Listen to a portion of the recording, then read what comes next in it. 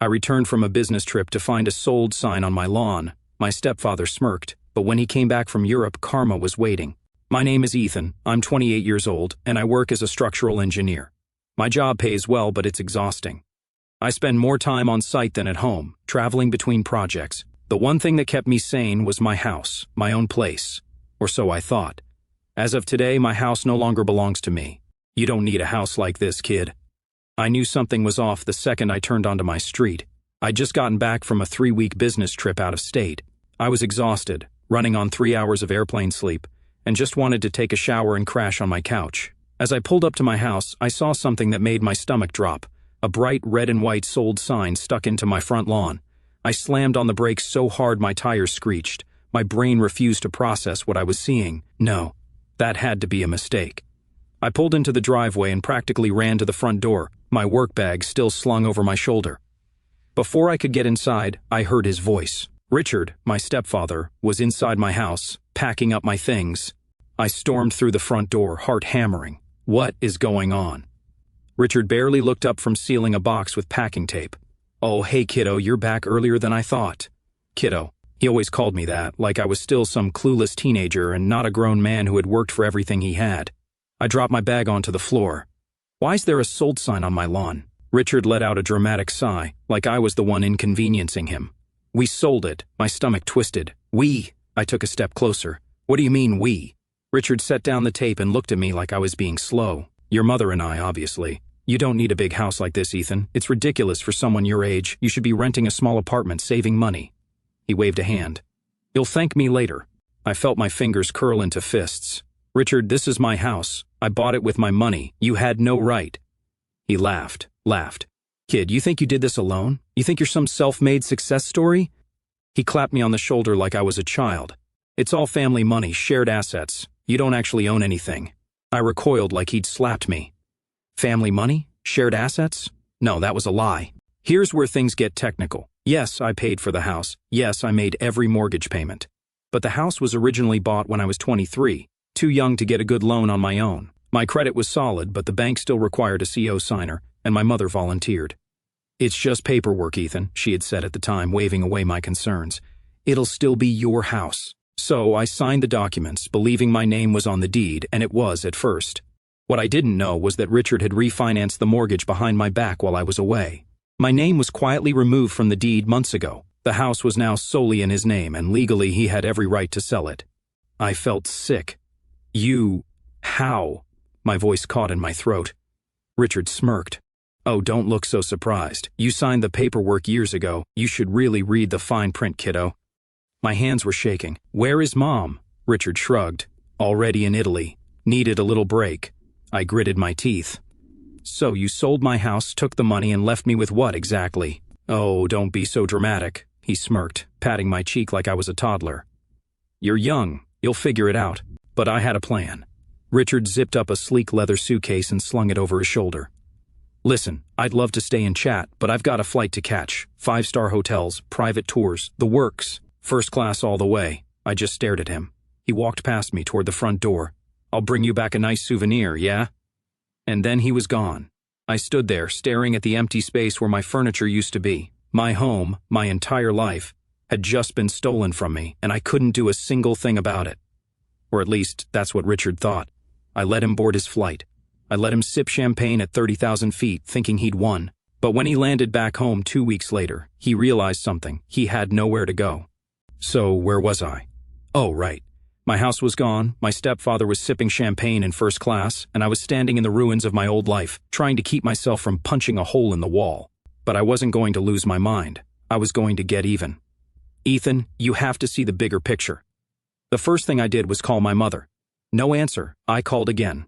Straight to voicemail. By the third call, I was shaking with rage, not just because she wasn't picking up, but because she already knew. She had known for weeks, maybe even months, and she hadn't warned me. I texted her, Mom, call me now. 3 dots appeared. She was typing. Then the message popped up. Ethan, I don't want to do this over the phone. We'll talk when I'm back. I stared at the screen, my jaw clenched so hard it hurt. She wanted to wait after they had sold my house out from under me. I called again. This time she picked up. Ethan, I really don't appreciate the tone of your messages. Her voice was calm, detached. like I was the one overreacting. I gripped my phone so tightly my fingers ached. "You don't appreciate my tone?" I repeated, laughing bitterly.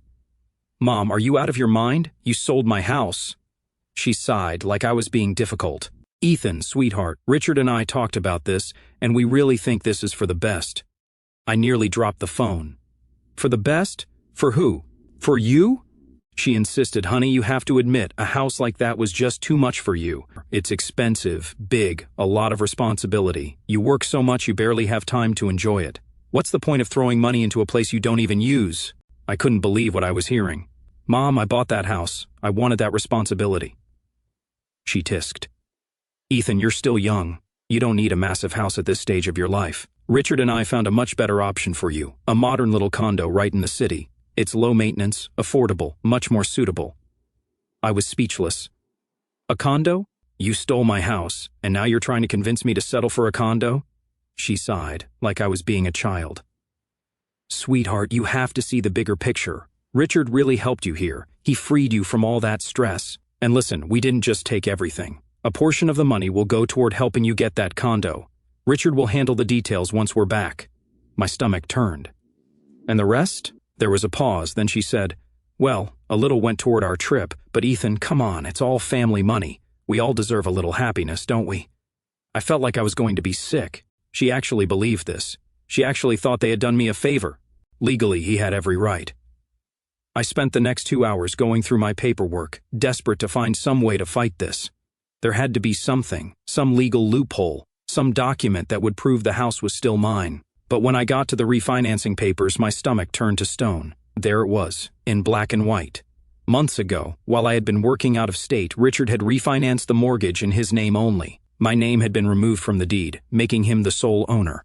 He had done it so quietly, so strategically, that by the time I even realized what had happened, it was already too late. I read the fine print 3 times, hoping I had missed something, but I hadn't. Legally, he had every right to sell my home. The money was already gone. My next move was to check my bank accounts. I knew I hadn't seen any money from the sale, but I needed to be sure. When I opened the banking app, my hands started to shake because I saw exactly what I feared. A $490,000 deposit from the home sale, followed by multiple withdrawals, hotel bookings, luxury brands, a wire transfer to an international account. I felt like I was going to be sick. The money wasn't just gone, it had already been spent, but I wasn't done yet. I sat in my empty house, staring at my phone, feeling rage build up in my chest. Richard thought he had won, but I wasn't going to let him get away with this. I took a deep breath, steadied my hands, and made 2 phone calls, the first to my lawyer, the second to my Uncle David.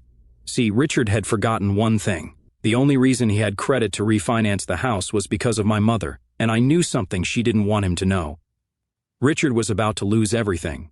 Let him enjoy his European tour. Let him sip champagne and think he had gotten away with it, because when he landed back home, there wouldn't be a single penny left in his name, and he was about to learn exactly what it felt like to have everything taken away from you. All right, Reddit, time for the fun part. Richard thought he had pulled off the perfect scam. He took my house, spent the money, and jetted off to Europe, all while patting himself on the back for helping me. But what he didn't know was that he had left behind just enough loose ends for me to unravel his entire life. So, while he was sipping overpriced wine in Paris, I was setting the stage for his downfall. Step 1, freeze everything. The first call I made was to my lawyer, Sam. I'd known Sam since college. He wasn't some big-shot attorney, but he was incredibly sharp, and more importantly, he hated guys like Richard. After explaining everything, Sam let out a low whistle. "Jesus, Ethan, he really screwed you over."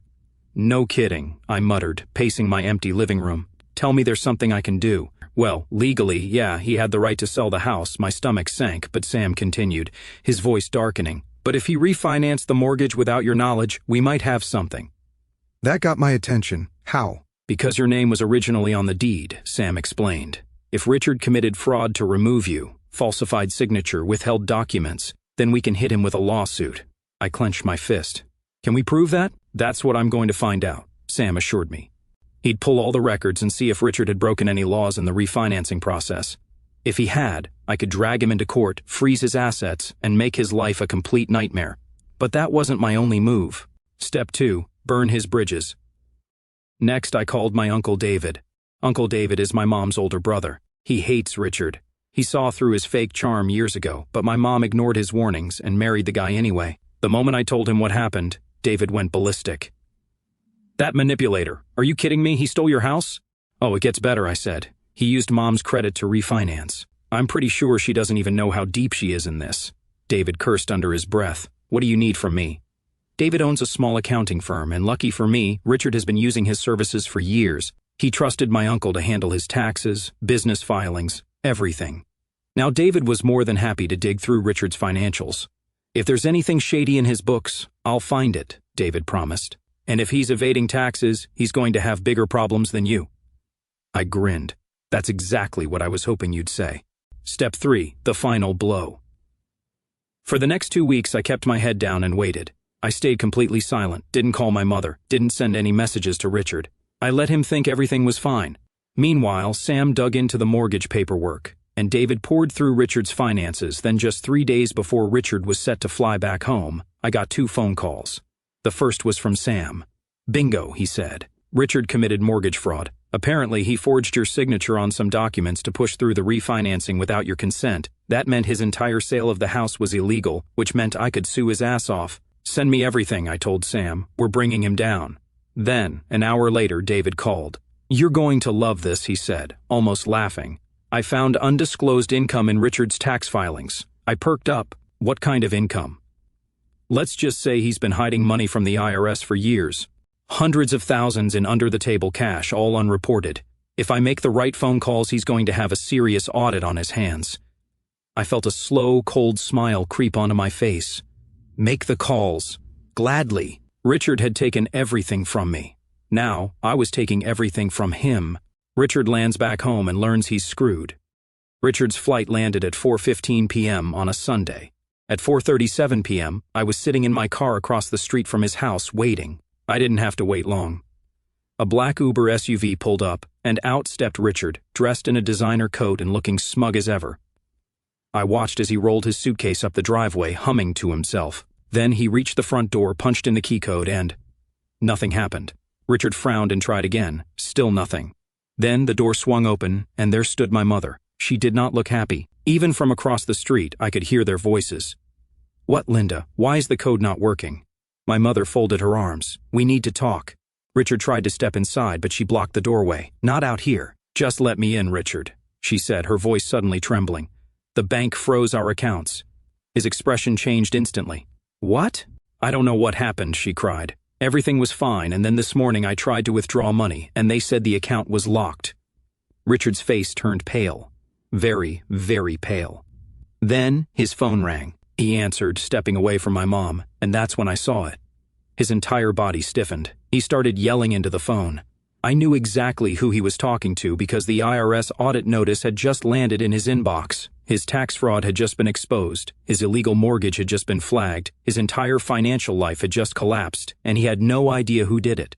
I drove away, smiling. I could have stayed and watched. I could have walked up to Richard, stared him dead in the eyes, and told him exactly what I had done. But I didn't, because the best revenge is letting him realize, all on his own, that he lost.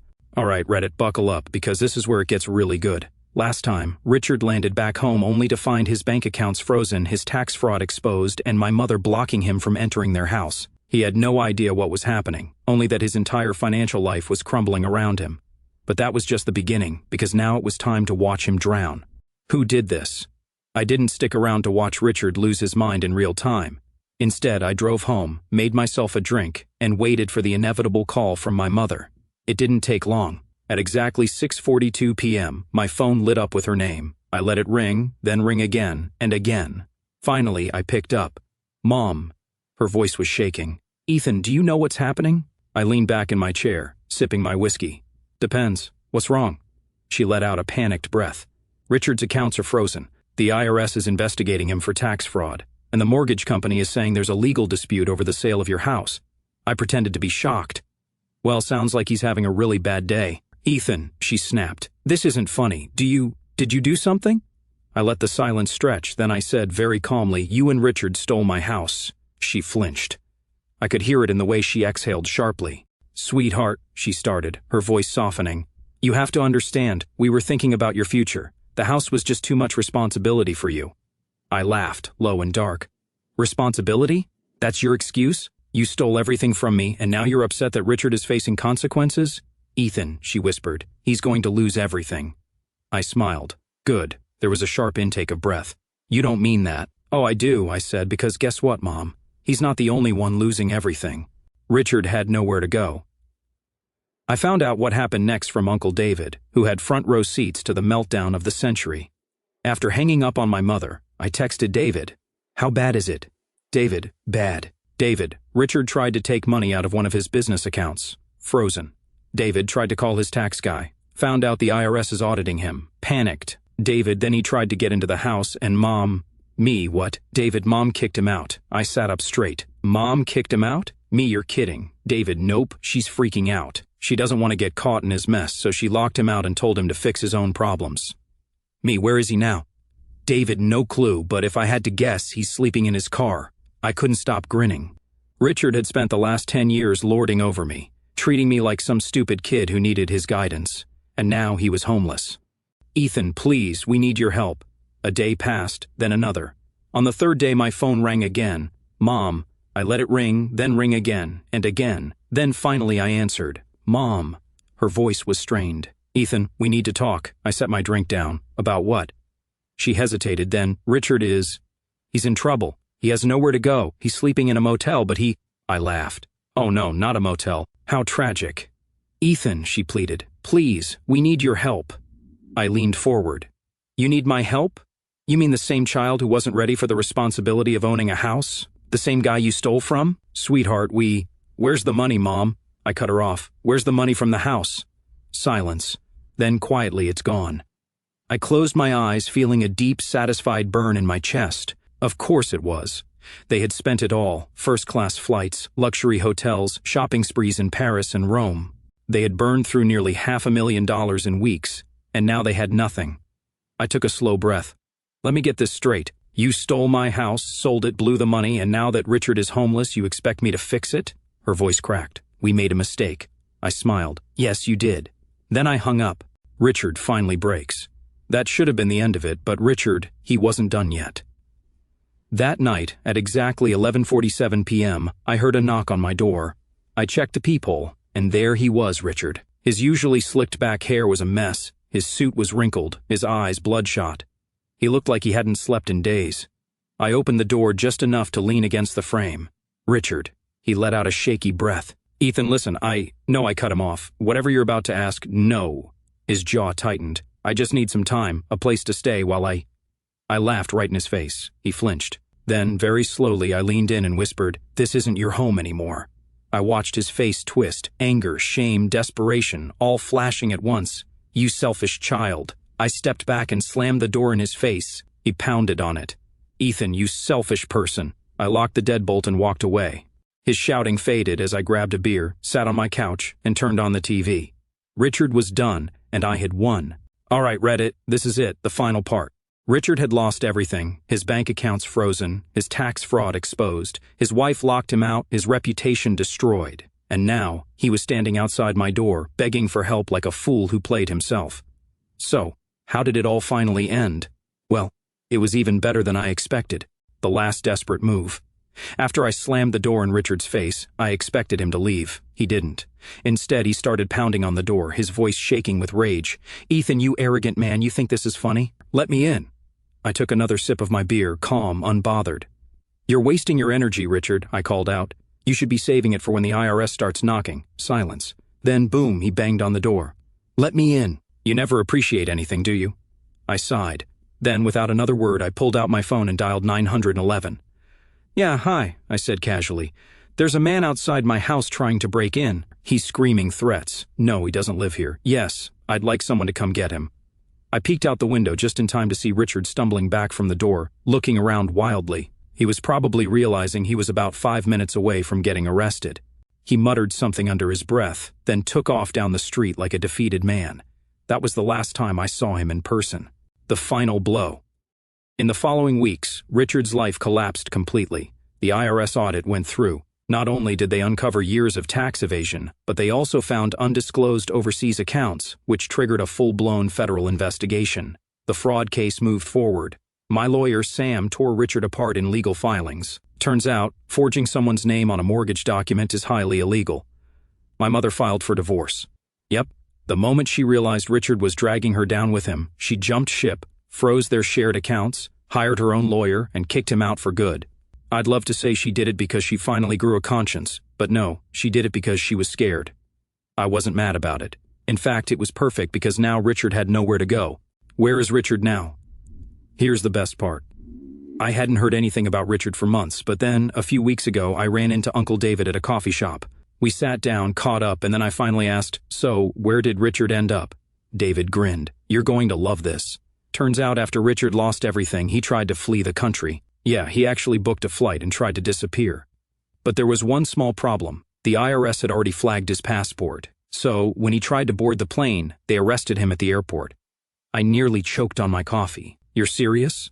David laughed. "Dead serious. Last I heard, he's trying to fight the charges, but between the fraud case, the tax evasion, and the debts, he's screwed." I sat back in my chair, exhaling slowly. It was over. Richard was done. As for me, well, I got my money back. Not all of it, of course. The house was gone. But between the lawsuit settlement and damages, I walked away with a very nice chunk of change. My mother? She tried to apologize, sent long, guilt-ridden texts, left voicemails about how she had made a mistake and wanted to fix things. But I never responded because I realized something. She was never really on my side. She had stood by Richard until it was no longer convenient, and me, I was just collateral damage. So I cut her off. For the first time in my life, I had no family obligations, no guilt, no weight dragging me down. Just freedom. And wow, did it feel good. Final thoughts. A few months ago, I was homeless and betrayed. Now I have a new place, a fresh start, a bank account full of Richard's money, and best of all, I sleep. Like a baby every night because I know, somewhere out there, Richard is lying awake in a prison cell, wondering where it all went wrong. And that's the sweetest revenge of all.